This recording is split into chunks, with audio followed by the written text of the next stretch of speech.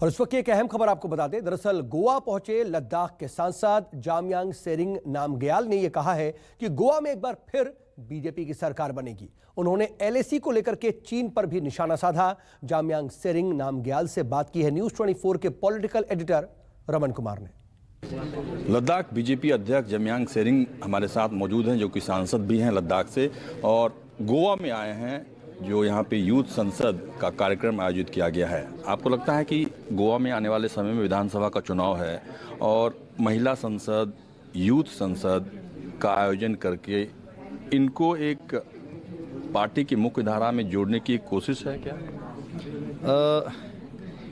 इस प्रोग्राम का direct election के साथ क्या ताल्लुक है मुझे नहीं मालूम, लेकिन आज के इस प्रोग्राम में जो वाइब्रेशन है, जो स्पिरिट है, जिससे डेफिनेटली मैं ये कह सकता हूँ कि आने वाले चुनाव में गोवा में एक बार फिर से माननीय मुख्यमंत्री जो डॉक्टर प्रमोद सावंत जी की लीडरशिप में आज इतने एक सक्षम सरकार यहाँ पे जो चल रहा है, उसको आगे भी बरकरार रखने के मौका जो है गोवा के यूथ, गोवा के महिला, गोवा के बुजुर्ग जो है देने वाले हैं।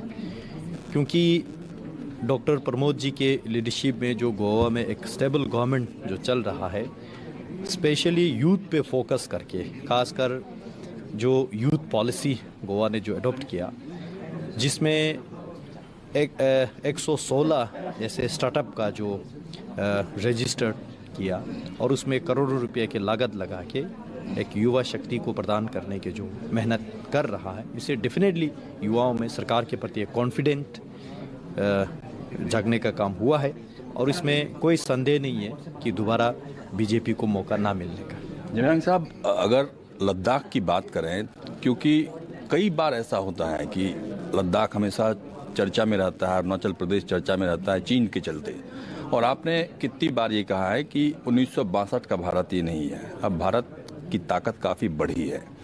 लेकिन जिस तरीके से कई सूचना आती है कि चीन ने कब्जा कर लिया, ज़मीन पे कब्जा कर लिया, अभी कुछ पेंटागन के हवाले से खबर आई कि अरुणाचल की सीमा में वहाँ पे घर बना लिया, गांव बसा लिया, तो इस तरह की बातें कब तक चलती रही?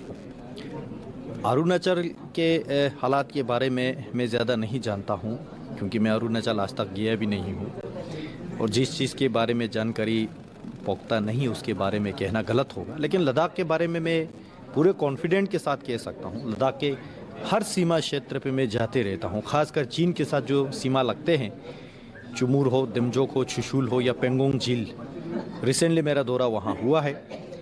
ऐसा कोई जो बात नहीं है जो इतना ज़मीन हड़प लिया, इतना जो है हुआ है, ऐसा कुछ बात नहीं है। एक अनडिमार्केटेड बॉर्डर होने के कारण से शुरू से लेके जो बॉर्डर पे ये तनाव चलते रहा है, और आपने राइटली मुझे याद दिलाया, ये 1962 के 1965 के भारत नहीं है, ये 2014 से लेके 2021 तक नरेंद्र मोदी जी की लीडरशिप में जो भारत चलते हैं। और इसमें रिसेंटली मैं आपको एग्जांपल के तौर पे अगर बता दूं, दिमजोक बिल्कुल ज़ीरो बॉर्डर पे ह्यूमन हैबिटेशन जहाँ पे हमारा गांव रहते हैं, वहाँ चीनी ऑब्जेक्शन के कारण से जहाँ पे एमजी नरेगा के काम नहीं कर सकते, एक गड्ढा तक नहीं खोद सकते, लोगों के लिए एक नाल नहीं बिछा सकते, वहाँ पे इसी सरकार के दौरान 4G के टेलीकॉम टावर 40 मीटर हाइट पे ऊंचा खड़ा करके दिया है। इससे ये कॉन्फिडेंस जगता है कि सीमावर्ती इलाके में जहाँ पे बॉर्डर इंफ्रास्ट्रक्चर में केवल रोड ब्रिज ही नहीं बल्कि 4G इंटरनेट के साथ टेलीकनेक्टिविटी के साथ भी हमारा बॉर्डर जुड़े, उससे हमारे बॉर्डर जो है डेफिनेटली मजबूत होगा। केवल इंडियन आर्मी के तैनात होने से नहीं बल्कि वहाँ पे इंफ्रास्ट्रक्चर दे, सुविधा दे और वहाँ रहने वाले निवासियों को एक सक्षम बनाए, जिसके कारण से लोग बॉर्डर पे बैठने का एक बहाना भी मिले। जो फर्स्ट लाइन डिफेंस जो है वो हमेशा सिविलियन रहते हैं, वहाँ पे जो लोग रहते हैं, सदियों से रह रहा है, उनको फैसिलिटी प्रोवाइड करें, जिसके कारण से हमारा सीमा डेफिनेटली मजबूत हो रहा है। और ये केवल दिमजोक का नहीं, चुमूर से लेके, चुशुल से लेके फोबरंग तक, जहाँ पे हमारा ज़ीरो बॉर्डर पे एलएसी पे लोग रहते हैं, आज वो सभी महफूज के साथ सभी खुशी महसूस करते हैं, एम्पावर्ड महसूस करते हैं अपने आप में। अब आपने सही कहा कि जिस विपरीत परिस्थिति में सीमा के आसपास लोग रहते हैं वहाँ पे उनके पास अभी तक इंफ्रास्ट्रक्चर नहीं पहुँच पाया था, लेकिन अभी हमने कई ऐसी तस्वीरें देखी कि सड़क बन रही है वहाँ पे, और आपने कहा कि इंटरनेट के जरिए या संचार सुविधा का भी इस्तेमाल हो रहा है। आपको लगता है कि चीन इस मामले में काफ़ी ज़्यादा पहले से पूरी तैयारी कर रहा था कि जो सीमा है उसकी, उस सीमा तक उसकी कनेक्टिविटी पूरी तरीके से है, वो आसानी से अपने वाहनों को, टैंकर को ले जा सकता है, लेकिन भारत की सीमा में इस तरह का इंफ्रास्ट्रक्चर डेवलप अभी तक नहीं हो पाया था। हालांकि सरकार की तरफ से अब कोशिश हो रही है। देश में 2014 से पहले जो सरकार थे उनके सीमा को लेके बहुत वीक पॉलिसी होने के कारण से अपने ओर से ये सारी सुविधा प्रोवाइड नहीं कर पाया है। और उस तरफ से चाहे रोड इंफ्रास्ट्रक्चर हो, बिल्डिंग हो, टेलीकनेक्टिविटी हो, 2014 से पहले बिछा दिया है, ये सारा जाली बिछा दिया है जहां उनके ह्यूमन हैबिटेशन है। और जहां ह्यूमन हैबिटेशन नहीं भी है वहां तक सड़क बनने का काम उन्होंने किया है। लेकिन अपने देश में रक्षा मंत्री तब के संसद में खड़ा होकर ये बयान देता है कि हम अपने सीमा में सड़क इसलिए नहीं बनाते हैं क्योंकि वहाँ से घुसने में आसान ना हो। तो ये मानसिकता थी देश में। और देश के प्रधानमंत्री ये भी वक्तव्य देते थे कि वो बंजर ज़मीन है, जाने दो, जहाँ पे घास का तिनका नहीं उगते। तो ऐसे मानसिकता के साथ एक पॉलिसी, वीक पॉलिसी, नाम दिया था फॉरवर्ड पॉलिसी, लेकिन इम्प्लीमेंटेशन हुआ था बैकवर्ड पॉलिसी। लेकिन आज 2014 के बाद माननीय मोदी जी की लीडरशिप में मैं हर रोज़ ट्वीट करके देश को बताता हूं कि ग्राउंड पे क्या चल रहा है, क्या अच्छी चीज़ें चल रहा है। लेकिन बुरे तो नहीं भी चल रहे, लोग उसका रूमर्स बना देते हैं। अच्छे चीज़ क्या चल रहा है वो भी देश को बताना एक रिस्पॉन्सिबल सिटीजन का, नागरिक का एक जिम्मेवारी बनता है। आज केवल टेलीकम्युनिकेशन नहीं, प्रधानमंत्री ग्राम सड़क योजना के माध्यम से, सेंट्रल रोड फंडिंग के माध्यम से आज ही के दिन मैं बता सकता हूँ आपको, स्पामिक से, मन मेरक से खक्ते तक जो है लंबे लंबे सड़कें, जो 1-2 दिन पहले मैंने ट्वीट करके देश को बताया था, पेंगोंग झील के किनारे किनारे।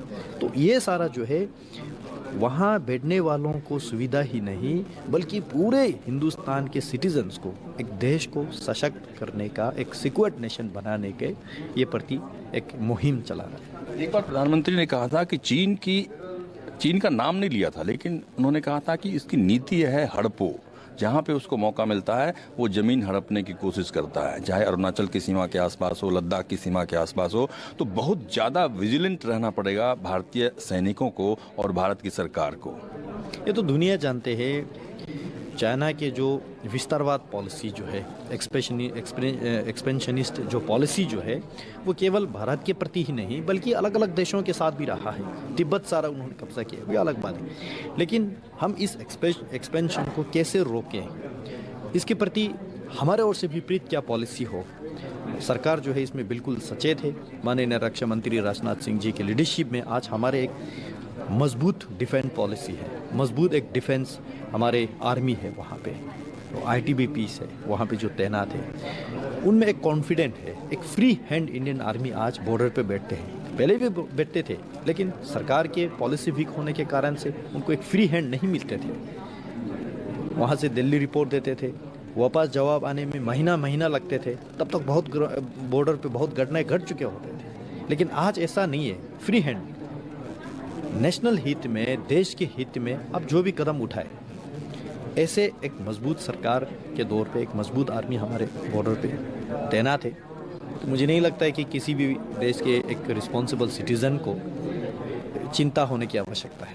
भारत की सेना या सीमा पर दो बड़ी चुनौती है, एक तरफ पाकिस्तान, दूसरी तरफ चीन। और चीन और पाकिस्तान की दोस्ती जग जाहिर है, बहुत अच्छी दोस्ती है उन लोगों की। लेकिन कई बार ऐसे मौके पर जब पाकिस्तान की तरफ से आतंकवादी घटनाओं को अंजाम दिया गया तो हम लोगों ने पाकिस्तान में घुसकर कार्रवाई की। कई पॉलिटिकल पार्टीज ये कहती है, खासतौर पर असदुद्दीन ओवैसी और कांग्रेस पार्टी के भी कुछ नेताओं का बयान आया कि जब भी चीन का नाम आता है तो सर्जिकल स्ट्राइक की बात क्यों नहीं सरकार करती, सिर्फ पाकिस्तान के मामले पर क्यों करती। देखिए, इतने सक्षम लीडरशिप, एक स्ट्रॉन्ग लीडरशिप नरेंद्र मोदी जी इस देश को दे रहा है, तो कुछ लोगों को उसके खिलाफ बोलने के लिए कुछ ना कुछ तो चाहिए था। देखिए, चीन और पाकिस्तान दो अलग अलग कंट्री है, उसके लिए अलग अलग पॉलिसी देश अपना रहा है। चाहे वो सर्जिकल स्ट्राइक हो या एयर स्ट्राइक हो या दूसरी देश के प्रति जो दूसरा अलग पॉलिसी, जो अलग अलग बीमारी के लिए अलग अलग दवाई होते हैं, तो हर बीमारी के लिए पैरासिटामोल अकेला तो नहीं चलेगा। तो ये सारा जो है कहने की बात है, इनको बोलने के लिए कुछ ना कुछ तो चाहिए, क्योंकि राजनीतिक रोटी सेकने है। कुछ लोगों को तो हर चीज़ के सबूत भी चाहिए, ये भी देश जानते हैं। सर्जिकल स्ट्राइक किया, आपके पास क्या सबूत है? हमारे सेनाओं ने बलिदान दिया, क्या सबूत है?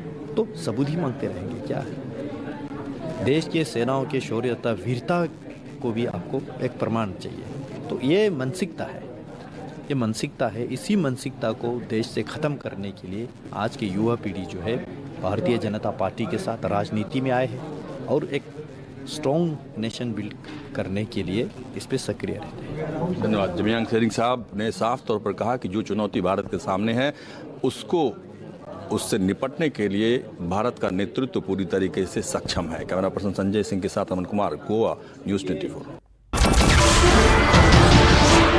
नमस्कार, मैं हूं मानक गुप्ता।